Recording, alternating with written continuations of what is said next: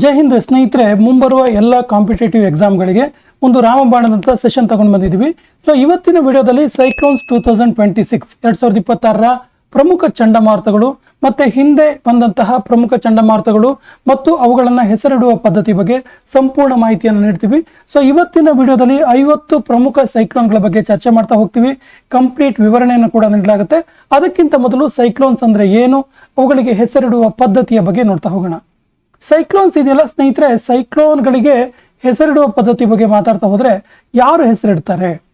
So ಇದಕ್ಕೆ world ಮಿಟಿಯೋರಲಾಜಿಕಲ್ organisation, ವಿಶ್ವ ಹವಾಮಾನ ಸಂಸ್ಥೆ ಇದೆಯಲ್ಲ,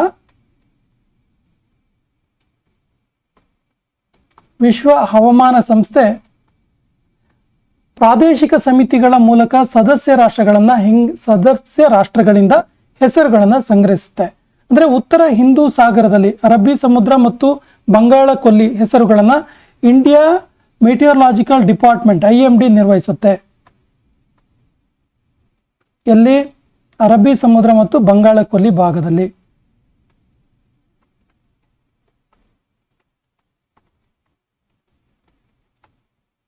ವಿಶೇಷವಾಗಿ ಇದಕ್ಕೆ ಹೆಸರಿಡುವಂತಹ ಒಂದು ವರ್ಲ್ಡ್ ಮೆಟಿಯೋರಲಾಜಿಕಲ್ ಡಿಪಾರ್ಟ್ಮೆಂಟ್ ಇದೆಯಲ್ಲ, ಇದು ಪ್ರಾದೇಶಿಕ ಸಮಿತಿಗಳ ಮೂಲಕ ಸದಸ್ಯ ರಾಷ್ಟ್ರಗಳಿಂದ ಹೆಸರನ್ನು ಸಂಗ್ರಹಿಸುತ್ತೆ.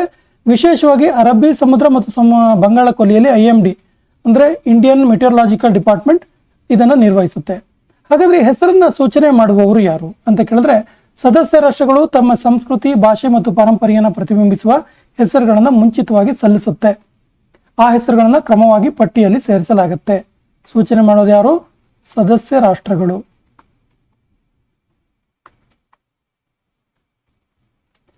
ಮತ್ತು ಹೆಸರನ್ನ ಹೇಗೆ ಕೊಡಲಾಗುತ್ತೆ ಕೇಳಿದ್ರೆ, 1 by 1, ಒಂದು ದೇಶಕ್ಕೆ ಒಂದು ಸಾರಿ ಅವಕಾಶ ಸಿಕ್ಕರೆ ಮತ್ತೊಂದು ದೇಶಕ್ಕೆ ಮತ್ತೊಮ್ಮೆ ಹೆಸರನ್ನ ಸೂಚಿಸೋದಕ್ಕೆ ಅವಕಾಶವನ್ನು ಕೊಡಲಾಗುತ್ತೆ. ಹೆಸರನ್ನ ಯಾವಾಗ ನೀಡಲಾಗುತ್ತೆ? ಹಾಗಾದ್ರೆ ನೋಡಿ, ಕಡಿಮೆ ಒತ್ತಡ ಪ್ರದೇಶಕ್ಕೆ ಹೆಸರು ನೀಡೋದಿಲ್ಲ. ಬದಲಾಗಿ ಅದು ಸೈಕ್ಲೋನಿಕ್ ಸ್ಟಾರ್ಮ್ ಹಂತವನ್ನು ತಲುಪಿದ ನಂತರ, ಅಂದ್ರೆ ಉಚ್ಛ್ರಾಯ ಸ್ಥಿತಿಯನ್ನು ತಲುಪಿದ ನಂತರ ಹೆಸರಿಡಲಾಗುತ್ತೆ. ಸೈಕ್ಲೋನಿಕ್ ಸ್ಟಾರ್ಮ್ ಈ ಸ್ಥಿತಿ ತಲುಪಿದ ನಂತರ ಹೆಸರನ್ನ ಇಡಲಾಗುತ್ತೆ. ಸ್ಥಿತಿ ತಲುಪಿದ ನಂತರ ಹೆಸರನ್ನ ಇಡಲಾಗುತ್ತೆ. ಹೆಸರನ್ನು ಆಯ್ಕೆ ಮಾಡುವ ವಿಧಾನ ಏನು ಅಂತ ಕೇಳಿದ್ರೆ, ಅಕ್ಷರ ಕ್ರಮದ ಬದಲು ಪೂರ್ವ ನಿರ್ಧಾರಿತ ಪಟ್ಟಿಯ ಕ್ರಮದಂತೆ ಹೆಸರುಗಳನ್ನು ಬಳಸಲಾಗುತ್ತೆ. ಪೂರ್ವ ನಿರ್ಧಾರಿತ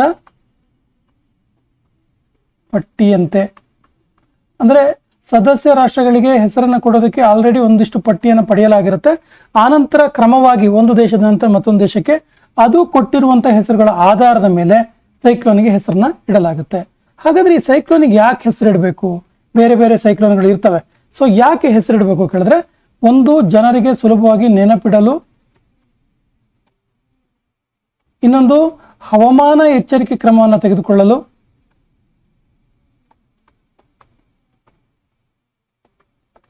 ಮತ್ತು ಮಾಧ್ಯಮದಲ್ಲಿ ಗೊಂದಲ ನಿವಾರಿಸಲು. ಗೊಂದಲ ನಿವಾರಣೆ, ಯಾಕಂದ್ರೆ ಹೆಸರಿಡದೆ ಹೋದ್ರೆ ಪರ್ಟಿಕ್ಯುಲರ್ ಆಗಿ ಇಂಥದ್ದೇ ಸಮಯದಲ್ಲಿ ಬಂದಂತಹ ಚಂಡಮಾರುತ, ಸೈಕ್ಲೋನ್ ಅಂತ ಗೊತ್ತಾಗಲ್ಲ. ಹಾಗಾಗಿ ಭಾರತ ಮತ್ತು ಸುತ್ತಮುತ್ತಲ ಪ್ರದೇಶದಲ್ಲಿ ಹೆಸರು ನೀಡುವ ದೇಶಗಳು ಈ ರೀತಿ ಇದಾವೆ. ಉತ್ತರ ಹಿಂದೂ ಸಾಗರ ಸೈಕ್ಲೋನ್ಗಳಿಗೆ ಈ ದೇಶಗಳ ಹೆಸರುಗಳನ್ನು ನೀಡ್ತವೆ. ಯಾವ್ದು ಅಂತ ನೋಡ್ತಾ ಹೋದ್ರೆ, Bharat, Bangladesh, Myanmar, Pakistan, Sri Lanka, Maldives, Oman, Thailand, Iran, Qatar, Saudi Arabia, UAE, Yaman ದೇಶಗಳು. ಸ್ನೇಹಿತರೆ, ಹಾಗಾದ್ರೆ ನೇರವಾಗಿ ಸೆಷನ್ಗೆ ಹೋಗೋಣ. ಸೊ ಇವತ್ತಿನ ಸೆಷನಲ್ಲಿ ಒಟ್ಟು 50 ಪ್ರಮುಖ ಪ್ರಶ್ನೆಗಳನ್ನು ತಗೊಂಡು ಬಂದಿದ್ದೀವಿ. ಪ್ರಶ್ನೆಗಳಿಗೆ ವಿವರಣೆ ಕೂಡ ನೀಡಲಾಗುತ್ತೆ. ಸೊ ಸೆಷನ್ ಸ್ಟಾರ್ಟ್ ಮಾಡೋಣ. ಮೊದಲ ಪ್ರಶ್ನೆ, ಶಕ್ತಿ ಎಂಬ ಚಂಡಮಾರುತಕ್ಕೆ ಹೆಸರನ್ನ ಸೂಚಿಸಿದ ದೇಶ ಯಾವುದು? So the right answer is Saudi Arabia. Option C the right answer. Saudi Arabia ದೇಶ ಶಕ್ತಿ ಎನ್ನುವಂತ ಹೆಸರನ್ನ ಸೂಚಿಸುತ್ತೆ. ಇದು ಉತ್ತರ ಹಿಂದೂ ಮಹಾಸಾಗರದ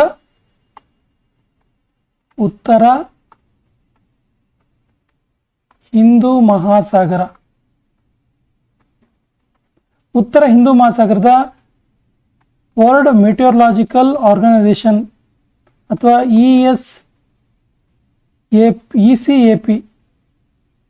ESCAP ಇದರ ಸದಸ್ಯ ರಾಷ್ಟ್ರಗಳು ನೀಡಿದ ಅಧಿಕೃತ ಹೆಸರಿನ ಪಟ್ಟಿಯಲ್ಲಿದೆ. ಸೊ ಹಾಗಾಗಿ ಸೌದಿ ಅರೇಬಿಯಾ ನೀಡಿದಂಥ ಶಕ್ತಿ ಎನ್ನುವಂಥ ಹೆಸರನ್ನ ಈ ಚಂಡಮಾರುತಕ್ಕೆ ಸೌದಿ ಅರೇಬಿಯಾದ ಹೆಸರನ್ನ ನೀಡಲಾಯಿತು. ತೇಜ್ ಎನ್ನುವಂಥ ಚಂಡಮಾರುತಕ್ಕೆ ಹೆಸರನ್ನ ಸೂಚಿಸಿದ ದೇಶ ಯಾವುದು? ಸರಿಯಾದ ಉತ್ತರ ಭಾರತ. ನೋಡಿ, ತೇಜ್ ಅಂದ್ರೆ ವೇಗ, ಪ್ರಕಾಶ ಎನ್ನುವಂತಹ ಅರ್ಥವನ್ನು ಹೊಂದಿದೆ. ಭಾರತದ ಅಧಿಕೃತ ಪಟ್ಟಿಯಲ್ಲಿದ್ದಂಥ ಹೆಸರನ್ನ ನೀಡಲಾಯಿತು. ಹಮೂನ್ ಚಂಡಮಾರುತದ ಹೆಸರನ್ನ ಯಾವ ದೇಶ ಸೂಚಿಸಿತು? Right answer is Iran. Iran ದೇಶ ಸೂಚನೆ ಮಾಡುತ್ತೆ ಹಮೂನ್ ಎನ್ನುವಂಥ ಚಂಡಮಾರುತಕ್ಕೆ ಹೆಸರನ್ನ. ಇದು ಇರಾನ್ ನೀಡಿರುವಂಥದ್ದು. ಇದು ಉತ್ತರ ಹಿಂದೂ ಮಹಾಸಾಗರದ ಚಂಡಮಾರುತದ ಅಧಿಕೃತ ಪಟ್ಟಿಯಲ್ಲಿ ಸೇರಿದೆ. ರೆಮಲ್ ಎನ್ನುವಂಥ ಚಂಡಮಾರುತಕ್ಕೆ ಹೆಸರನ್ನ ಸೂಚಿಸಿದ ದೇಶ ಯಾವುದು? Right answer is Oman.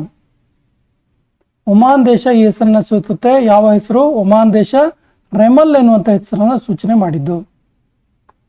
ರೆಮಲ್ ಎನ್ನುವಂಥ ಹೆಸರನ್ನ ಸೂಚನೆ ಮಾಡಿದ್ದು. ಇದು 2024ರಲ್ಲಿ ಬಂಗಾಳ ಕೊಲ್ಲಿಯಲ್ಲಿ ರೂಪುಗೊಂಡ ಚಂಡಮಾರುತ. ಬಂಗಾಳ ಕೊಲ್ಲಿಯಲ್ಲಿ ಹುಟ್ಟಿಕೊಂಡಂಥ ಚಂಡಮಾರುತವಾಗಿದ್ದು ಆನಂತರ ಇದು ಬಾಂಗ್ಲಾದೇಶದ ಮೇಲೂ ಕೂಡ ಪರಿಣಾಮವನ್ನು ಬೀರ್ತು. ಆಸ್ನಾ ಎಂಬಂಥ ಚಂಡಮಾರುತಕ್ಕೆ ಹೆಸರಿಟ್ಟ ದೇಶ ಯಾವುದು? Right answer is Pakistan. Option B is the right answer. Pakistan ಸೂಚನೆ ಮಾಡಿರೋದು ಆಸ್ನಾ ಎನ್ನುವಂತಹ ಚಂಡಮಾರುತಕ್ಕೆ ಹೆಸರು.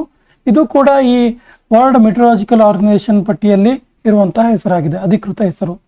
ಭಾರತದಲ್ಲಿ ಚಂಡಮಾರುತಗಳಿಗೆ ಹೆಸರು ನೀಡುವ ವ್ಯವಸ್ಥೆಯನ್ನ ಸಂಯೋಜಿಸುವ ಸಂಸ್ಥೆ ಯಾವುದು? Right answer is IMD, Indian meteorological department, ಭಾರತೀಯ ಹವಾಮಾನ ಇಲಾಖೆ.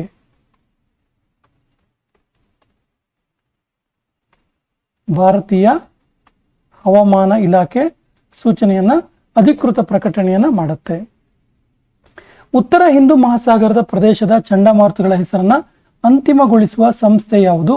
ಸರಿಯಾದ ಉತ್ತರ WMO, world meteorological organisation.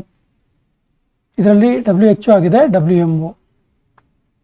Sir ಇಲ್ಲೇ ಇದೆ WMO ಅಥವಾ ಈಸ್ಕ್ಯಾಪ್ ಪ್ಯಾನಲ್ ಇದೆಯಲ್ಲ, ಇದು ಚಂಡಮಾರುತಗಳಿಗೆ ಹೆಸರನ್ನ ಸೂಚಿಸುತ್ತೆ. ಇದು ಟ್ರಾಪಿಕಲ್ ಸೈಕ್ಲೋನ್ ವಿಚಾರವಾಗಿ ಹೆಸರನ್ನ ನೀಡುವಂಥದ್ದು. ಭಾರತವು WMO ಚಂಡಮಾರುತ ನಾಮಕರಣ ಪಟ್ಟಿಗೆ ಎಷ್ಟು ಹೆಸರುಗಳನ್ನು ನೀಡಿದೆ? ಸರಿಯಾದ ಉತ್ತರ 13 ಹೆಸರುಗಳನ್ನು ಸೂಚಿಸಿದೆ. Option C is the right answer. Mocha ಎನ್ನುವಂಥ ಚಂಡಮಾರುತದ ಹೆಸರನ್ನ ಯಾವ ದೇಶ ಸೂಚನೆ ಮಾಡಿತು? ಸರಿಯಾದ ಉತ್ತರ ಯೆಮನ್ ದೇಶ ಸೂಚನೆ ಮಾಡಿರುವಂಥದ್ದು. Option B is the right answer. ಇದು 2023ರಲ್ಲಿ ಮಯನ್ಮಾರ್ ಮತ್ತು ಬಾಂಗ್ಲಾದಲ್ಲಿ ತುಂಬಾ ಗಂಭೀರ ಪರಿಣಾಮವನ್ನು ಮಾಡಿತು.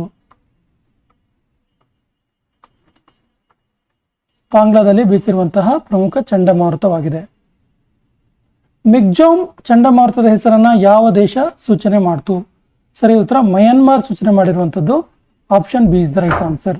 ಚಂಡಮಾರುತದ ಹೆಸರು ಮಿಗ್ಜೋಮ್. ಇದು 2023ರಲ್ಲಿ ಪಡೆದಂತಹ ಪ್ರಮುಖವಾದ ಚಂಡಮಾರುತ. ಸೊ ಈ ಚಂಡಮಾರುತ ಆಂಧ್ರದಲ್ಲಿ ತುಂಬ ತಮಿಳುನಾಡು ಮತ್ತು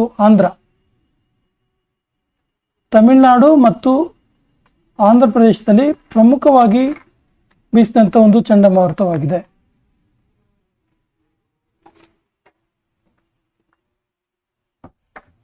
ದಾನ ಎನ್ನುವಂಥ ಚಂಡಮಾರುತಕ್ಕೆ ಹೆಸರಿಟ್ಟಂತಹ ದೇಶ ಯಾವುದು? ಸರಿಯಾದ ಉತ್ತರ ಕತಾರ್. ದಾನ ಎನ್ನುವಂತಹ ಚಂಡಮಾರುತಕ್ಕೆ ಹೆಸರಿಟ್ಟ ದೇಶ Qatar. Option B is the right answer. ಇದು ಉತ್ತರ ಹಿಂದೂ ಮಹಾಸಾಗರದ ಚಂಡಮಾರುತಗಳ ಅಧಿಕೃತ ನಾಮಕರಣ ಪಟ್ಟಿಯಲ್ಲಿರುವಂತಹ ಹೆಸರು.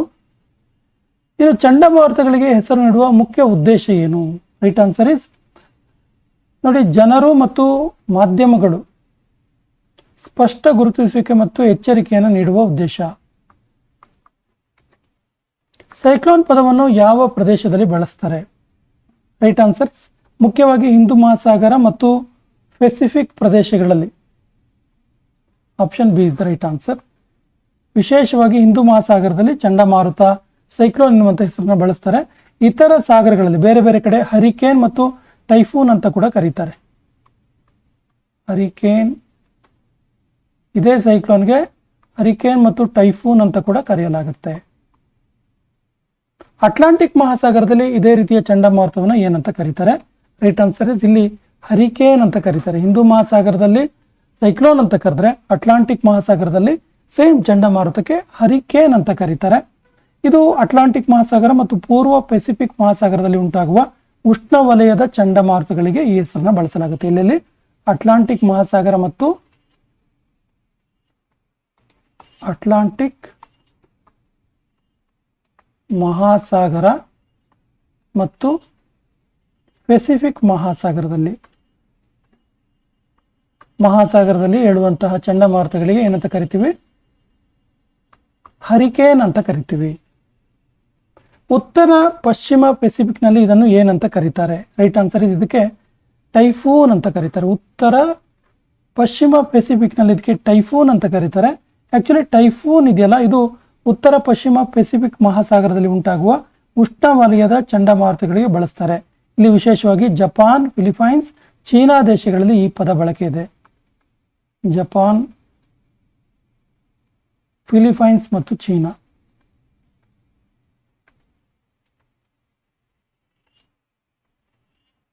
ಚೀನಾದಲ್ಲಿ ಈ ಟೈಫೂನ್ ಎನ್ನುವಂಥ ಹೆಸರು ಬಳಕೆಯಲ್ಲಿದೆ.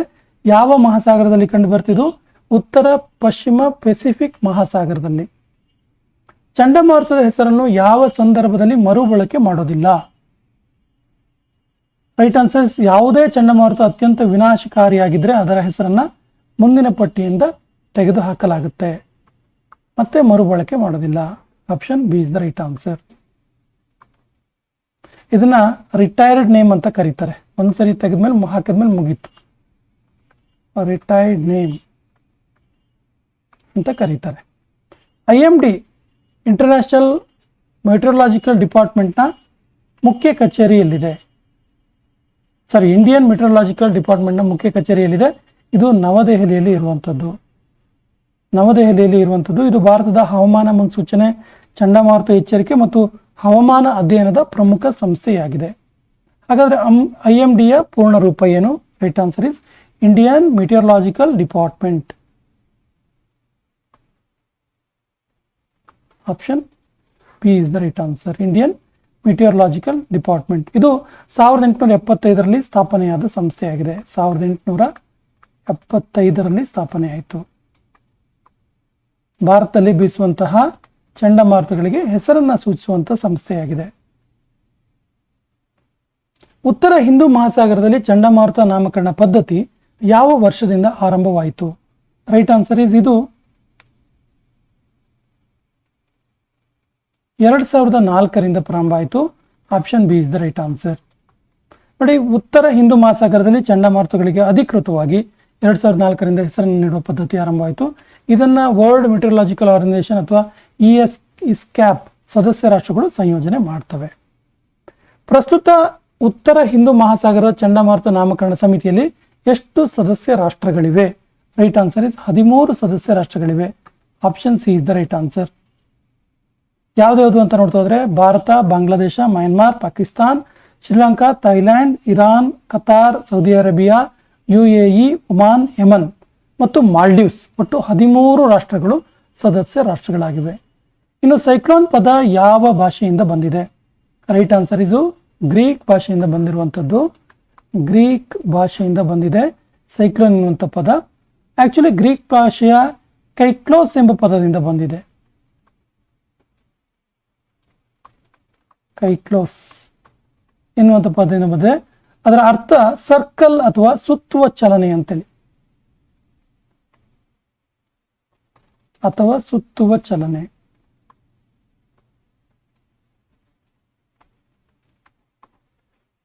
ಭಾರತದಲ್ಲಿ ಚಂಡಮಾರುತಗಳ ಅಧಿಕೃತ ಹೆಸರನ್ನ ಪ್ರಕಟಿಸುವ ಸಂಸ್ಥೆ ಯಾವುದು? ಸರಿಯಾದ ಉತ್ತರ IMD, ಇಂಡಿಯನ್ ಮೆಟ್ರೋಲಾಜಿಕಲ್ ಆರ್ಗನೈಸೇಷನ್.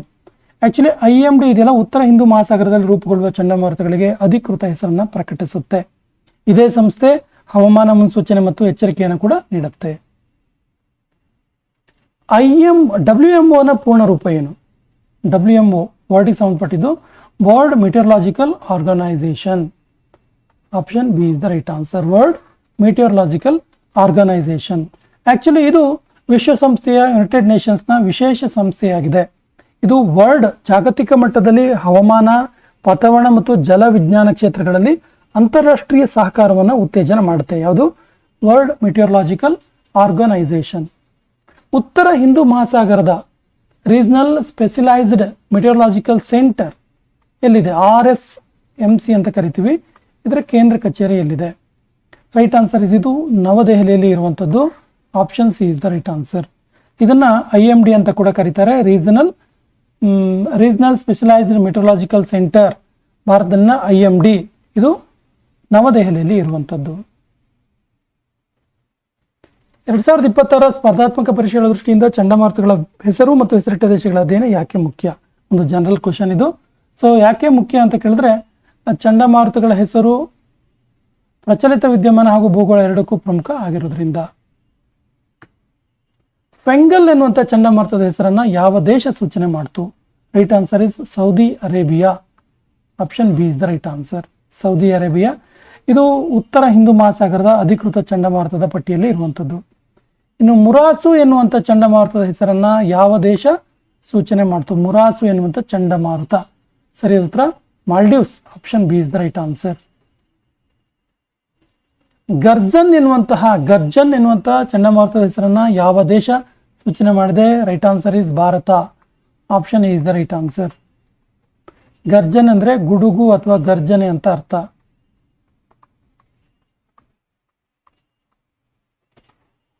ಗರ್ಜನೆ ಎಂಬ ಅರ್ಥವನ್ನು ಹೊಂದಿದೆ. ಉತ್ತರ ಹಿಂದೂ ಮಹಾಸಾಗರದಲ್ಲಿ ಚಂಡಮಾರುತಗಳಿಗೆ ಹೆಸರಿಡುವ ಪಟ್ಟಿಯನ್ನು ನಿರ್ವಹಿಸುವ ಸಂಸ್ಥೆ ಯಾವುದು? ಸರಿಯಾದ ಉತ್ತರ WM, ವರ್ಲ್ಡ್ ಮೆಟಿಯರಲಾಜಿಕಲ್ ಆರ್ಗನೈಸೇಷನ್ ಅಥವಾ ಎಸ್ಕ್ಯಾಪ್ ಪ್ಯಾನಲ್. ಭಾರತದ ಹವಾಮಾನ ಇಲಾಖೆ ಯಾವ ಸಚಿವಾಲಯದ ಅಧೀನದಲ್ಲಿದೆ?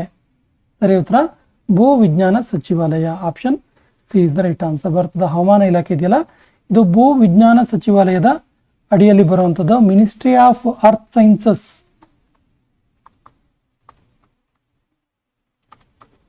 ಮಿನಿಸ್ಟ್ರಿ ಆಫ್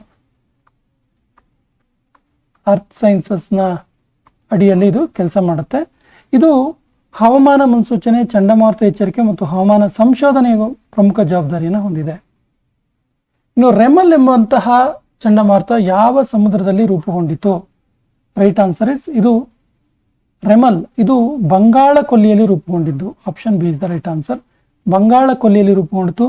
ಭಾರತದ ಪೂರ್ವ ಕರಾವಳಿ ಮತ್ತು ಬಾಂಗ್ಲಾದೇಶದಲ್ಲಿ ಭಾರೀ ಬಿರುಗಾಳಿ ಮಳೆಯನ್ನು ಸೃಷ್ಟಿ ಮಾಡಿತು. ಭಾರತದ ಪೂರ್ವ ಕರಾವಳಿ ಮತ್ತು ಬಾಂಗ್ಲಾದೇಶದಲ್ಲಿ ತುಂಬ ಮಳೆಯನ್ನು ಸೃಷ್ಟಿ ಮಾಡಿತು. ಮೋಚಾ ಮುಖ್ಯವಾಗಿ ಯಾವ ಎರಡು ದೇಶಗಳ ಮೇಲೆ ಹೆಚ್ಚು ಪರಿಣಾಮವನ್ನು ಬೀರ್ತು? ಮೋಚಾ ಸೈಕ್ಲೋನ್ ಮ್ಯಾನ್ಮಾರ್ ಮತ್ತು Bangladesh. Option B is the right answer. ಇದು ಮ್ಯಾನ್ಮಾರ್ ಮತ್ತು ಬಾಂಗ್ಲಾದೇಶದ ಮೇಲೆ ತೀವ್ರ ರೀತಿಯ ಪರಿಣಾಮವನ್ನು ಉಂಟು ಮಾಡಿತು. ಇತ್ತೀಚಿನ ವರ್ಷಗಳಲ್ಲಿ ಅತ್ಯಂತ ಪ್ರಬಲ ಚಂಡಮಾರುತ ಅಂತ ಹೇಳ್ಬೋದು. ಚಂಡಮಾರುತಗಳ ಹೆಸರಿನ ಪಟ್ಟಿಯನ್ನು ಎಷ್ಟು ಬಾರಿ ಬಳಸಲಾಗುತ್ತೆ? ರೈಟ್ ಆನ್ಸರ್ ಇಸ್ ಇದನ್ನು ಪೂರ್ವ ನಿರ್ಧಾರಿತ ಕ್ರಮದಲ್ಲಿ ಪ್ರತಿ ವರ್ಷ ಪಟ್ಟಿ ಮುಗಿಯುವವರೆಗೆ ಬಳಸಲಾಗುತ್ತೆ. ಸೈಕ್ಲೋನ್ ಎಂಬ ಪದ ಏನನ್ನು ಸೂಚಿಸುತ್ತೆ? ರೈಟ್ ಆನ್ಸರ್ ಇಸ್ ಸೈಕ್ಲೋನ್ ಎಂದರೆ ಕಡಿಮೆ ಒತ್ತಡದ ತೀವ್ರ ಚಂಡಮಾರುತ ಅಂತ ಅರ್ಥ.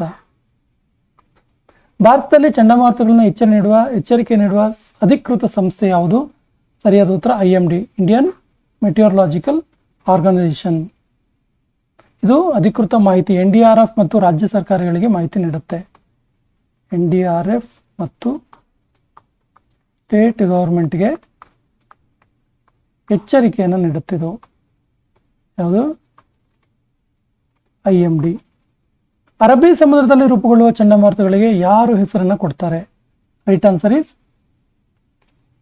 WMO ESAP ಸದಸ್ಯ ರಾಷ್ಟ್ರಗಳು ಹೆಸರನ್ನು ನೀಡ್ತಾರೆ. 2026 ಪರೀಕ್ಷೆ ದೃಷ್ಟಿಯಿಂದ ಚಂಡಮಾರುತಗಳು ಯಾವ ವಿಷಯದೊಂದಿಗೆ ಹೆಚ್ಚು ಸಂಬಂಧ ಹೊಂದಿವೆ?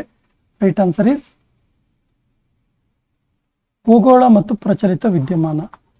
ವರ್ಲ್ಡ್ ಮೆಟಿಯರಲಾಜಿಕಲ್ ಆರ್ಗನೈಸೇಷನ್ನ ಕೇಂದ್ರ ಕಚೇರಿಯಲ್ಲಿದೆ. ರೈಟ್ ಆನ್ಸರ್ ಇಸ್ ಇದು ಜಿನೇವಾದಲ್ಲಿ ಇರುವಂಥದ್ದು, ಸ್ವಿಟ್ಜರ್ಲೆಂಡ್ನ ಜಿನೇವಾದಲ್ಲಿ ಇರುವಂಥದ್ದು.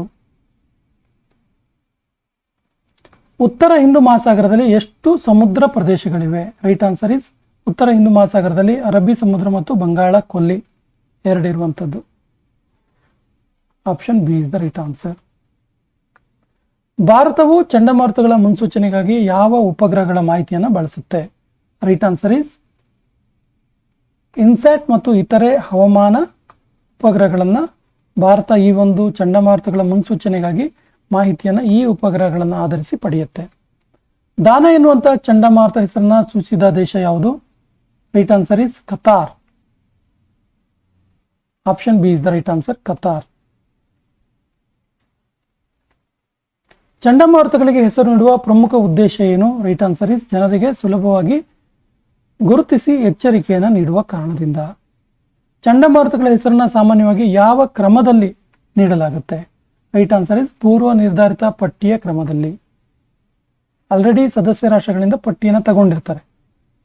ಟೈಫೂನ್ ಎಂಬ ಪದವನ್ನು ಮುಖ್ಯವಾಗಿ ಯಾವ ಪ್ರದೇಶದಲ್ಲಿ ಬಳಸ್ತಾರೆ? ರೈಟ್ ಆನ್ಸರ್ ಇಸ್ ಉತ್ತರ ಪಶ್ಚಿಮ ಪೆಸಿಫಿಕ್ನಲ್ಲಿ ಟೈಫೂನ್ ಅನ್ನು ಹೆಚ್ಚಾಗಿ ಬಳಕೆ ಮಾಡ್ತಾರೆ. ಇದು ಜಪಾನ್, ಫಿಲಿಪೈನ್ಸ್ ಮತ್ತು ಚೀನಾ ಭಾಗಗಳಲ್ಲಿ ಈ ಪದ ಬಳಕೆಯಲ್ಲಿದೆ. ಹರಿಕೇನ್ ಪದವನ್ನು ಮುಖ್ಯವಾಗಿ ಯಾವ ಪ್ರದೇಶದಲ್ಲಿ ಬಳಸ್ತಾರೆ? Right answer is option A Atlantic ಮತ್ತು ಪೂರ್ವ ಪೆಸಿಫಿಕ್ನಲ್ಲಿ ಹರಿಕೇನ್ ಪದದ ಒಂದು ಬಳಕೆ ಇದೆ. ಭಾರತದ ಮೊದಲ ಡಾಪ್ಲರ್ ಹವಾಮಾನ ರಾಡಾರ್ ವ್ಯವಸ್ಥೆಯ ಪ್ರಮುಖ ಉದ್ದೇಶ ಏನು? Right answer is option B ಚಂಡಮಾರುತ ಮತ್ತು ಮಳೆಯ ಮೇಲ್ವಿಚಾರಣೆ ಮಾಡುವಂಥದ್ದು. ಚಂಡಮಾರುತದ ಕಣ್ಣಿನ ಅಂದರೆ ಐ ಭಾಗದಲ್ಲಿ ಸಾಮಾನ್ಯ ಯಾವ ರೀತಿ ಇರುತ್ತೆ? ರೈಟ್ ಆನ್ಸರ್ ಇಸ್ ಸಾಮಾನ್ಯವಾಗಿ ಇದು ತುಲನಾತ್ಮಕವಾಗಿ ಶಾಂತ ವಾತಾವರಣ ಇರುತ್ತೆ ಕಣ್ಣಿನ ಭಾಗದಲ್ಲಿ. ಅತ್ಯಂತ ವಿನಾಶಕಾರಿ ಚಂಡಮಾರುತ ಹೆಸರನ್ನ ಪಟ್ಟಿಯಿಂದ ತೆಗೆದುಹಾಕುವ ಪದ್ಧತಿಯನ್ನು ಏನಂತೇಳಿ ಕರೀತಾರೆ? ಸರಿಯಾದ ಉತ್ತರ option C retirement of name ಅಂತ ಕರೀತಾರೆ. ತುಂಬ ಕೆಟ್ಟ ಚಂಡಮಾರುತಗಳ ಹೆಸರನ್ನ ರಿಟರ್ನ್ ಆಗಿ ಬಳಸೋದಿಲ್ಲ, ಅದಕ್ಕೆ ರಿಟೈರ್ಮೆಂಟ್ ಆಫ್ ಲೈಫ್ ನೇಮ್ ಅಂತ ಕರಿತೀವಿ. ಭಾರತದ ಕರಾವಳಿಯಲ್ಲಿ ಹೆಚ್ಚು ಚಂಡಮಾರುತಗಳು ಯಾವ ಭಾಗದಲ್ಲಿ ಸಂಭವಿಸ್ತವೆ? Right answer is option C ಪೂರ್ವ ಕರಾವಳಿ. ಬಂಗಾಳ ಕೊಲ್ಲಿಯಲ್ಲಿ ತುಂಬ ಚಂಡಮಾರುತಗಳು ಹೆಚ್ಚಾಗಿ ಸಂಭವಿಸುವಂಥದ್ದು. ಭಾರತದ ಪೂರ್ವ ಕರಾವಳಿ ಹೆಚ್ಚು ಚಂಡಮಾರುತಗಳ ಪ್ರಭಾವಕ್ಕೆ ಒಳಗಾಗುತ್ತೆ. ಬಂಗಾಳ ಕೊಲ್ಲಿಯಲ್ಲಿ ಚಂಡಮಾರುತಗಳು ಹೆಚ್ಚಾಗಿ ರೂಪುಗೊಂಡು ಒಡಿಸ್ಸಾ, ಆಂಧ್ರ ಪ್ರದೇಶ್, ಪಶ್ಚಿಮ ಬಂಗಾಳ ಮತ್ತು ತಮಿಳುನಾಡು, ಯಾವುದ್ಯಾವುದು ಒಡಿಸ್ಸಾ, ಆಂಧ್ರ ಪ್ರದೇಶ್, ಗಂಭೀರ ಪರಿಣಾಮಕ್ಕೆ ಒಳಗಾಗುವಂಥದ್ದು ವೆಸ್ಟ್ ಬೆಂಗಾಲ್ ಮತ್ತು ತಮಿಳುನಾಡು. ಈ ರಾಜ್ಯಗಳು ಚಂಡಮಾರುತಗಳಿಗೆ ತುಂಬ ಜರ್ಜರಿತವಾಗಿ ಒಳಗಾಗ್ತವೆ. ಈ ಸೆಷನ್ ಕೊನೆಯ ಪ್ರಶ್ನೆ ಇರ್ತಿದೆ. 2026ರ ಸ್ಪರ್ಧಾತ್ಮಕ ಪರೀಕ್ಷೆಗಳಿಗೆ ಚಂಡಮಾರುತ ವಿಷಯದಲ್ಲಿ ಹೆಚ್ಚು ಗಮನ ಕೊಡಬೇಕಾದ ಅಂಶ ಯಾವುದು ಅಂತ ಒಂದು general question. So the right answer is ಹೆಸರು, ಹೆಸರಿಟ್ಟ ದೇಶ, ಪ್ರಭಾವಿತ ಪ್ರದೇಶ, ವರ್ಲ್ಡ್ ಮೆಟೀರಿಯಲಾಜಿಕಲ್ ಆರ್ಗನೈಸೇಷನ್ ಮತ್ತು ಇಂಡಿಯನ್ ಮೆಟೀರಿಯಲಾಜಿಕಲ್ ಆರ್ಗನೈಸೇಷನ್. ಸ್ನೇಹಿತರೆ, ಇದಿಷ್ಟು ಸೈಕ್ಲೋನ್ 2026ನ ಪ್ರಮುಖ ಮಾಹಿತಿಗಳು. ನಮ್ಮ ಹಿಂದಿನ ವಿಡಿಯೋಗಳ ಲಿಂಕನ್ನು ಡಿಸ್ಕ್ರಿಪ್ಷನ್ ಬಾಕ್ಸಲ್ಲಿ ಹಾಕಿರ್ತೀವಿ. ನಮ್ಮ ಹಿಂದಿನ ವಿಡಿಯೋಗಳನ್ನು ನೋಡಿ ಮತ್ತು ನಮ್ಮ ಚಾನಲ್ ಫಸ್ಟ್ ಟೈಮ್ ನೋಡ್ತಾ ಇದ್ರೆ ಸಬ್ಸ್ಕ್ರೈಬ್ ಮಾಡೋಕ್ಕೆ ಮರಿಬೇಡಿ ಅಂತ ಹೇಳ್ತಾ ಇವತ್ತಿನ ಸೆಷನ್ ಕಂಪ್ಲೀಟ್ ಮಾಡ್ತಾ ಇದ್ದೀವಿ. ಜೈ ಹಿಂದ್.